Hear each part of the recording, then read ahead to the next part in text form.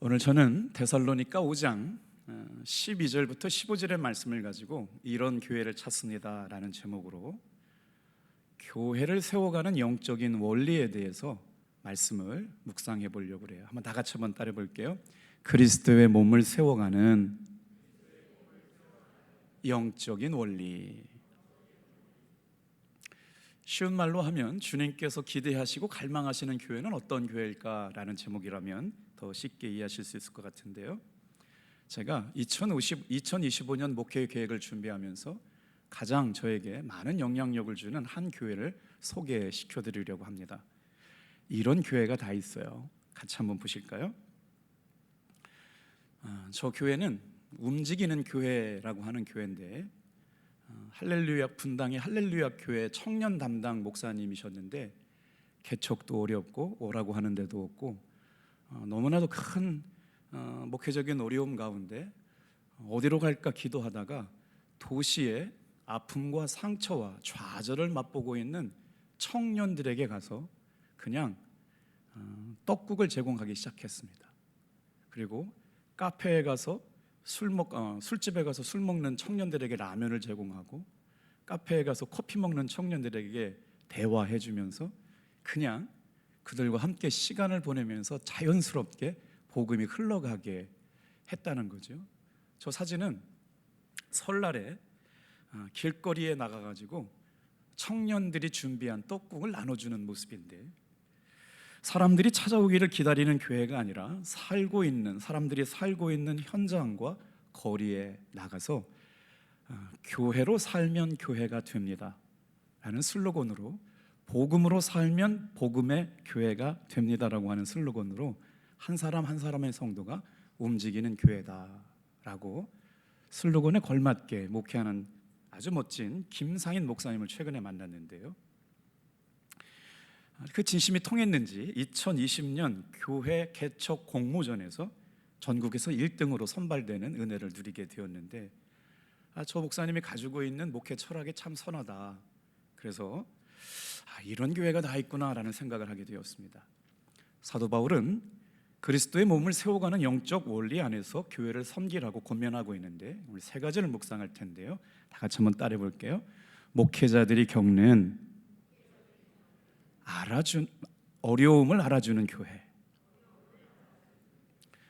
여러분, 우리는 성도와 목자로 만나고 목사와 성도로 만나서 주님의 피값을 주고 세워가는 교회를 섬기는 사람들로 부르심을 받았고, 그 부르심이 하나님을 기쁘시게 해야 되는데, 데살로니가 교회를 개척하고 이제 성도들이 모이게 되면서 발생하는 문제들이 있었는데, 사도 바울은 그것에 대해서 성도와 목회자와의 관계가 어떠해야 그리스도의 몸을 바르게 세울 수 있는 교회가 되는가를 가르쳐주고 있는데요, 먼저 목회자의 목회적인 사역에 대하여 성도들에게 목사님의 삶을 이해해 줄 것을 부탁하고 있어요.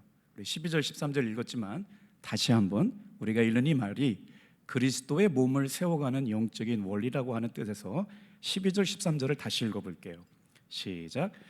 형제들아, 우리가 너희에게 구하노니 너희 가운데서 수고하고 주 안에서 너희를 다스리며 권하는 자들을 너희가 알고 그들의 역사로 말미암아 사랑 안에서 가장 귀히 여기며 너희끼리 화목하라.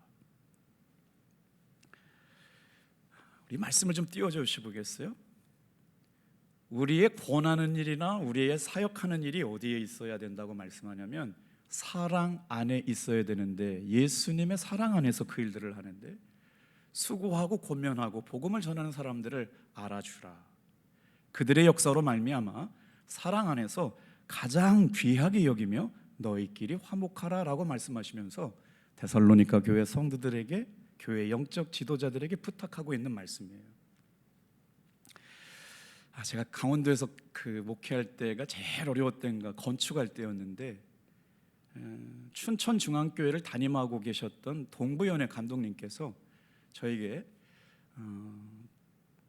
전도사들, 진급 중에 있는 전도사들에게 목사로서 이렇게 세미나를 인도할 수 있는 기회를 주셔가지고 권호석 감독님이 진행하시는 준혜원 영성교육에 참석해가지고 감독님의 강의 듣고 제가 준혜원들에게 강의할 수 있는 기회를 맞았는데, 감독님께서 강의하셨던 내용이 벌써 한 20년 전 얘기인데도 분명하게 귀에 이렇게 선명하게 남아요. 감독님께서 목회할 때 가장 힘들었던 목회적 고충을 이렇게 두 가지로 말씀하셨는데, 뭐라고 말씀하시냐면, 목회는 첫 번째가 달갑지 않은 사람들과 함께 일해야 한다는 거예요. 목회자는 자신을 돌보는 교회 안에 있는 성도들 가운데 호감이 있는 성도들만 존재한다면 참 어려울 게 없겠죠. 그런데 교회 안에서 만나는 수많은 성도들은 좋은 교인들이 다 대부분이지만, 그 부분 중에서도 어떤 분들은 가시같이 찌르는 교인을 만나게 되고, 염소같이 들이받는 교인을 만나게 되고, 가라지같이 쓴뿌리같이 교회를 흔들고, 포도원을 허무는 마치 여우 같은 교인들을 만날 때가 있기 때문에 달갑지 않은 사람들과 함께 그 일을 가야 된다라고 하는 것. 그래서 그렇다고 해서 그들을 몰라라 할 수 없기 때문에 목회적인 어려움이 참 크다. 그래서 목회적인 고민을 알아주라고 고민하고 있는데, 사도 바울은 이런 일들을 주 안에서 사랑으로 감당하고 있는 목회자의 고충을 알아주면서 그가 하고 있는 일로 말미암아 사랑 안에서 역사, 사역으로 말미암아 가장 귀히 여겨야 할 사람이 누구냐? 목회자라고 말씀을 하고 있어요. 자, 왜 목사님의 사역을 지지해주고 격려하는 교회가 되어야 할까요? 성도들이 목회자에 대한 기대는 한도 끝이 없습니다. 우리 목사님이 이런 목사님이 되어주셨으면 좋겠다라고 하는 기대가 여러분 우리 교회 안에도 분명히 존재하고, 그게 다 옳은 말씀이죠. 그런데 그 기대대로 목사님이 살다고 하는 것은 정말 어려운 일들이 있다라고 하는 걸 알아야 된다는 거죠. 그래서 글렌 와그너와 글렌 마틴이라는 사람이 목회자의 마음을 헤아려주는 7가지 방법을 소개했는데, 여러분 한번 오늘 본문의 말씀에 잇대어서 우리가 오늘 그들의 사역으로 말미암아 사랑 안에서 가장 귀히 여기며 너희들끼리 화목하라고 하는 사도 바울의 데살로니가 교회 성도들을 이해하는 마음으로 한번 들어봐 주셨으면 좋겠어요. 첫 번째, 목사님이 거룩한 모범을 보일 수 있도록 격려하십시오. 두 번째, 사역의 무거운 짐을 같이 나눠지시기를 바랍니다. 목사님의 기도와 목사님의 목회 사역을 무엇보다도 돕고 섬길 수 있는 사람이 사랑이 필요하고, 목사님도 사랑을 통해서 사역하고 있는다는 걸 기억하시길 바랍니다. 세 번째, 목사님의 가정을 위해서 돌보시고 기도해 주십시오. 네 번째, 목회자가 하나님의 말씀을 가르칠 때 잘 듣고 배우고 잘 받아들이시기를 바랍니다. 다섯 번째, 목회자가 하나님의 말씀을 전할 때 마음을 열고 목회의 사역을 받아들이길 바랍니다. 여섯 번째, 목사님의 목회 사역에 함께 동참해 주시길 바랍니다. 일곱 번째, 목회자에게 기회가 닿는 대로 훈련받을 수 있는 기회를 주시고, 마지막으로 안식년을 통해서도 쉴 수 있는 기회를 제공해 주시길 바랍니다 라고 위로하고 있는데요. 자, 오늘은 평상시와 다르게 데살로니가 교회를 섬기고 있는 성도들에게 교회를 세워가는 영적인 원리에 대해서 말씀하고 있는 사도 바울이 왜 이런 말씀을 하고 있는 걸까를 묵상해 봅니다. 목회자의 목회적인 어려움을 알아주는 교회, 그런 교회가 하나님이 기뻐하시는 교회일 수 있기 때문에 그렇다는 거죠. 왜 그럴까요? 여러분, 제가 생각할 때도 목사님은 100만 21, 100만 22 아프지도 않고 항상 기뻐해야 되고 상처받지도 말고 상처 주지도 말아야 되죠. 그런데 여러분, 목사님도 연약한 인간이라고 하는 거예요. 하나님은 연약한 자를 써서 당신의 사역을 감당할 수 있게 만들어 주시는데, 그래서 그 기대에 부응하지 못할 때 여러 가지 어려움을 겪지만, 우리 성도님들이 목사님을 위해서 기도할 때도 역시 평범한 인간임을 알고 목회자가 하나님의 부르심 앞에 부르심의 소명을 감당할 수 있도록 위하여 기도하고 사랑하며 격려해 주는 일이 교회를 세워가는 영적인 원리라고 사도 바울은 데살로니가 교회 성도들에게 권면하고 있어요. 목회자와 성도와의 바람직 관계는 어떤 관계일까요? 사랑으로 용납하고 위에서 기도해 주는 관계를 통하여 건강한 교회가 세워져 갈 줄로 믿습니다. 자, 두 번째로 사도 바울은 교회를 세워가는 영적인 원리에 대해서 뭐라고 말씀하느냐, 한번 다 같이 따라해 볼게요. 서로 화목하라. 그리스도의 몸을 세워가는 중요한 영적인 원리는 그 사역을 감당하는 목회자의 고충을 알아주는 성도들이 있어야 된다고 말씀을 드렸고, 한번 13절 말씀 같이 한번 읽어볼게요. 시작. 그들의 역사로 말미암아 사랑 안에서 가장 귀히 여기며 너희끼리 화목하라. 목사님의 마음을 비유할 때 목사님의 마음을 부모의 마음과 같죠. 목회를 하다 보면 상충되는 성도들의 이야기를 만나게 될 때가 있대요. 똑같은 사건임에도 불구하고 집사님은 이런 아픔을 겪고 권사님은 이런 아픔을 겪는 것을 담임 목사에게 얘기할 때가 참 많죠. 그러면 집사님의 얘기도 많고 권사님의도 얘기를 맡기 때문에 담임 목사로서는 판단하기가 참 어렵죠. 그래서 교회 안에 이런 갈등이 해결되지 않으면 계속 문제들이 우리 가운데 난감하게 만든다는 거예요. 오늘 저와 여러분들이 판단하고 말하고 생각하는 것들이 화평을 위한 일인지 갈등을 위한 일인지를 늘 우리는 조심함으로 이야기해야 합니다. 여러분, 목회를 감당하고 있는 사도 바울이 권면하고 있는 데살로니가 교회 성도들에게 화목하라라고 하는 것 중에 가장 중요한 단서가 들려지는 것이 뭔데요? 힘들고 어렵고 실망하고 좌절할 때 여러분 어떤 말을 듣기를 원하세요? 이렇게 얘기하는 사람들이 있어요.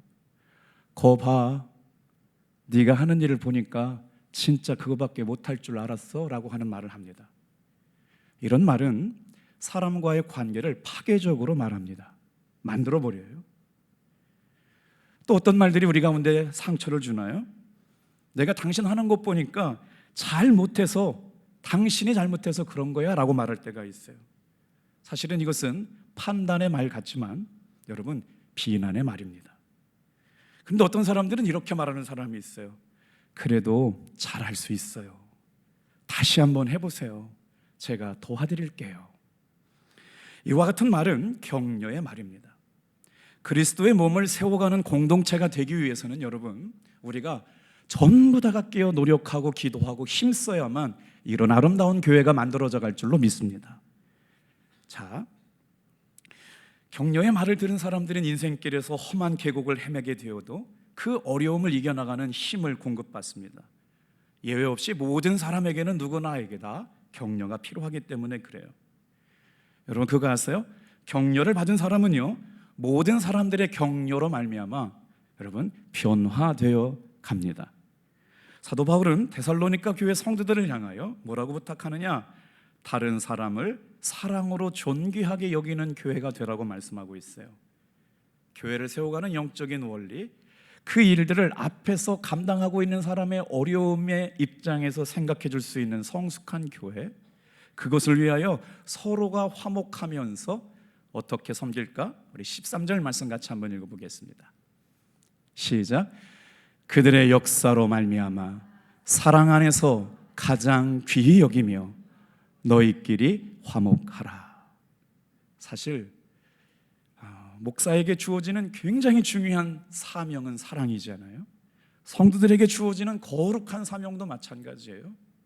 이 말은 동일하게 목자와 양과의 관계 속에서 서로가 서로를 귀하게 여기고 사랑하는 사역 안에서 생명의 역사가 나타나고 복음의 생명력이 흘러가게 될 줄로 믿습니다. 여러분 복음이요 심기어지면 극상품 포도나무로 심기어졌기 때문에 그 안에 본질이 있어서요 반드시 열매를 맺게 됩니다. 오늘 우리는 두려워할 필요가 없습니다. 우리의 마음의 중심이 예수 그리스도 안에 있는 복음의 생명력이 심기어지기만 하면 심은 대로 주님께서는 우리를 통하여 여러분 반드시 열매 맺게 하실 줄로 믿습니다. 12월 달은 결산의 달입니다. 우리는 한 해 동안 서로 돌아보아 사랑과 선행을 격려하기를 힘쓰는 교회로 살기를 달려왔는데 부족한 게 참 많죠. 이제 딱 한 달 남았습니다. 다시 한번 우리가 그들의 역사를 뒤집어 보면 그들의 사역이라고 표현하거든요. 예수 그리스도의 사랑 안에서 사역하게 하고 예수 그리스도 안에서 사역하는 사람들을 사랑하고 귀하게 여기고 그 사역하는 사람들이 힘을 얻어서 그 사역을 기쁨과 즐거움으로 끝까지 감당할 수 있도록 격려하기를 위하여 화목하라고 말씀하시는 사도 바울의 말씀을 듣습니다. 세 번째 말씀 한번 따라해 볼게요. 격려의 힘을 아는 교회. 그리스도의 몸을 세워가는 교회는 어떤 교회예요?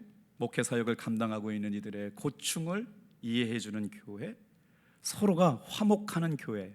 어떤 교회예요? 바로 격려의 힘을 아는 교회라는 거예요. 어떻게 사도 바울은 격려하라고 말씀하나요? 우리 14절 15절 말씀 같이 한번 읽어보겠습니다. 시작. 또 형제들아 너희를 권면하노니 게으른 자들도 권계하며 마음이 약한 자들을 격려하고 힘이 없는 자들을 붙들어 주며 모든 사람에게 오래 참으라. 제가 성경을 이렇게 방송팀에다가 넘겨주다가 개역 한글 성경을 넘겨줄 때가 가끔씩 있어가지고 권계하다라는 단어가 너무 생소해가지고 다시 찾아봤더니 개역개정 성경에도 권계하다라고 하는 표현이 써 있어요. 안 쓰는 단어잖아요. 이런 말입니다. 잘못함이 없도록 타일로 주의시키다. 오늘 교회 안에서 성도들이 함께 지어져가는 믿음의 벗이 되었다라고 하는 것은 여러분 우리가 아군 폭격하지 말아야 합니다. 복음이 복음을 낳고 생명이 생명을 낳는 일 가운데 우리는 서로 돕고 섬겨서 주님의 부르심 앞에 그 사명을 감당할 수 있는 여러분 믿음의 동역자로 부르심을 기억하시길 바랍니다. 그래서 사도 바울은 데살로니가 교회를 개척하고 나서 그 교회가 하나님의 갈망을 이루어드리는 건강한 교회가 되기를 바랄 때 목회자들이 사역하는 것이 그리스도 사랑 안에서 정말 가장 귀하게 여기는 사역이 될 수 있도록 도우라고 말씀하시고 섬기라고 말씀하시고 그 사역을 기쁨으로 감당할 수 있도록 화목하라고 말씀하시면서 14절 15절 말씀해 보니까 영적으로 교회를 세워가는 원리가 뭐냐? 격려의 힘을 아는 사람들이 되라 말하는 거예요. 리더십의 대가 존 맥스웰 목사님은 격려는 영혼의 산소와 같다라는 말을 했습니다. 톰 소여의 모험을 쓴 미국의 소설가 마크 트웨이는 한마디 격려는 우리를 한 달 동안 기쁘게 할 수 있다라는 말로 격려의 소중함을 말합니다. 적절할 때, 필요한 때 누군가의 격려를 말을 듣게 되면 그 사람은요 한 달을 기쁘게 춤추며 그 사역을 감당할 수 있게 된다는 것이죠. 격려의 말 그 한마디가 여러분 어려울 때마다 힘이 돋아나게 한다는 은혜가 있다는 거예요. 오늘 여러분 참 놀라셨죠? 갑자기 계엄령이 선포됐다라고 해서 마치 소설 같고 영화 같은 이야기들이 진행돼가지고 굉장히 당황하셨을 텐데 우리 사회를 이렇게 보면 말이에요, 정치나 교회나 가정이나 불행해지는 이유는 다른 데 있지 않습니다. 사람들을 존중해주는 사회와 가정이 이루어지지 못하기 때문에 그렇죠. 한번 생각해 볼까요? 노무현 대통령이 잘했든지 못했든지 대통령은 극단적으로 삶을 마감했습니다. 이명박 대통령은 대통령 임기를 마치고 나서 구속됐잖아요. 박근혜 대통령도 정말 어렵게 하다가 구속됐고요. 이제는 그 일들이 누구인지 모르겠지만 그 다음 순서 대통령도 아마 정해진 순서의 패턴이죠. 왜? 멋지고 아름답게 대통령을 존경하고 그 일들을 마무리할 수 있는 나라는 못 되는 걸까요? 지금 십수년 동안 우리나라는 끊임없이 분열하고 끊임없이 갈등하고 대통령의 권좌를 잡으면 결론은 감옥으로 가거나 극단적인 선택을 하게 되는 불행한 역사가 반복하고 있다는 것. 오늘 우리 사회가 불행해지고 있는 것은 사람을 존중하고 세워주고 인정해주지 못하고 가치를 알아주지 못하는 사회가 됐기 때문에 그것을 고스란히 겪는 국민의 불행함이 아닐까라는 생각들이 듭니다. 오늘 사도 바울은 그리스도의 몸을 세워가는 영적인 원리에 대해서 분명하게 말씀하고 있습니다. 누가 누구에게든지 악으로 악을 갚지 말고 서로 대하든지 모든 사람을 대할 때 항상 선을 따라 대하라. 격려의 핵심은 무엇일까요? 격려의 핵심은요, 그 사람의 가치를 인정해 주는 겁니다. 뭐라고요? 당신은 소중한 사람입니다. 당신은 귀한 사람이에요. 그 사역을 감당할 수 있도록 선택하신 분은 주님입니다. 우리 모두에게는 이 험한 세상을 살아가는 동안 격려가 필요하지 않은 사람은 한 사람도 없습니다. 그 격려를 받게 되면 왜 우리가 공동체가 건강한 교회가 되냐면 격려를 받은 사람은 더 잘해보려고 하는 마음이 그 마음속에 생각나기 때문이죠. 왜 우리가 한 해를 마무리하고 새로운 한 해가 준비될 때 격려의 말이 필요한지 아십니까? 정말 열심히 하고 최선을 다했는데도 불구하고 격려받지 못한다면 그 마음속에 더 잘해보려고 하는 마음이 좌절되기 때문에 그럽니다. 그런 공동체는 여러분 비전이 없는 공동체죠. 우리가 한 해 동안 정말 열심히 잘한 교사를 칭찬하고 찬양대를 격려하고 여러분 주방에서 애쓰고 수고하고 차량 운행하신 분들, 교회에서 하는 모든 일은 다 선교사와 같아요. 속장님과 부속장님을 응원하고 격려하고 그들의 사역이 주님의 몸된 교회를 세워가는 귀한 사역이었으며 여러분 저는 차량 운행하시는 분들은 차량 선교사라고 믿습니다. 그분의 말 한마디, 그분의 표정, 그분의 섬김 한마디 때문에 교회를 처음 나오는 성도들은 가장 먼저 만나고 있는 안내위원을 통해 교회를 평가하죠.